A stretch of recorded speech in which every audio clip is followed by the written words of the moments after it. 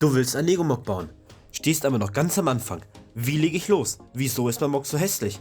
Wo kriege ich die Steine her? Dann wird dies dir auf jeden Fall helfen, denn hier zeige ich dir grundlegend, wie man ein Mock baut. Von Anfang bis Ende. Wie fängst du an? Das ist eigentlich die einfachste Frage. Du nimmst ein paar Steinchen und baust los. Ist doch irgendwie logisch, oder? Doch was ist, wenn ich keine Klemmbausteine zu Hause habe? Na gut, da stimme ich dir zu. Ein Anfang ist hier schwierig.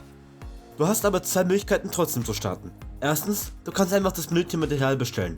Der Nachteil hierbei ist aber, dass du sicherlich unnötige Teile kaufen wirst und du nicht die volle Auswahl des ganzen Lego-Sortiments zur Verfügung hast, weshalb du vielleicht manche Bautechniken nicht anwenden kannst, was der Mock dann verschlechtert in Anführungszeichen. Deshalb empfehle ich dir zweiteres. Baue digital. Hierfür gibt es eigentlich nur ein gutes Programm, aber ein richtig gutes, Start.io. Dort hast du so ziemlich jedes erdenkliche Lego-Teil, kannst dir bei Bricklink Wanted erstellen und noch viel mehr. Die beste Wahl für den Mock. Ich baue eigentlich alle meine Mocks digital mit Start.io vor und kann es jedem nur empfehlen. Hierzu habe ich bereits eine Videoreihe gemacht, die noch erweitert wird. Klick also einfach aufs i. Du bist nun also bereit loszulegen. Weißt, was du bauen willst, bist jedoch von der schieren Unendlichkeit der Möglichkeiten der Umsetzung überfordert, dann empfehle ich dir, die Größenvorgaben zu machen. Hier ein Beispiel. Du willst ein Gebäude bauen.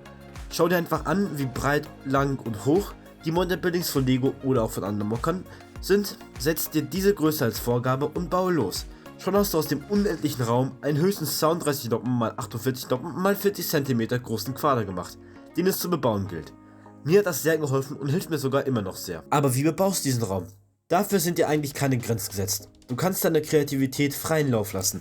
Wenn du jedoch bautechnische Inspiration brauchst, kann ich dir meine Videoreihe Geniale Bautechniken nur empfehlen. Die Playlist verlinke ich dir am Ende oder hier in i. Eine weitere Möglichkeit ist auch, im Internet nach Mocks zu recherchieren und dir dort Ideen zu holen.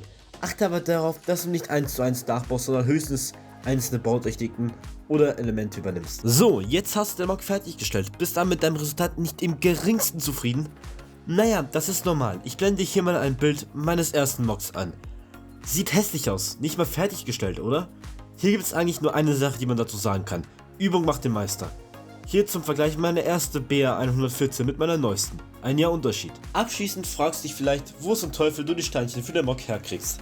Hierfür gibt es eigentlich zwei Shops, Pick a Brick, Wandel Online und Bricklink. Wie du bei diesen Folgen Geld sparst, habe ich dir im Video hier oben gezeigt. So, das war dann der grundlegende Weg, wie du beim Mockbauen vorgehen kannst. Beachte aber, dass es keine Schritt-für-Schritt-Anleitung dazu gibt und dass es nicht der einzige Weg ist. Wenn du beispielsweise komplizierte Winkel realisieren willst, solltest du erst in den Bautechniken dafür anfangen und erst danach mit dem Fundament, also die Größe, erst am Ende festlegen. Und wo wir schon beim Thema Bautechnik sind, in dieser Playlist findest du, wie schon gesagt, richtig coole Bautechniken in Shortform gezeigt. Und in 2 Wochen zeige ich dir dann, wie du deine Mocks auf das nächste Level bringst. Abonniere also den Kanal, um es nicht zu verpassen, oder klick einfach hier, je nachdem, wann du das hier siehst. Und damit bedanke ich mich wie immer recht herzlich fürs Zusehen. Macht's gut und bis zum nächsten Video. Tschüss.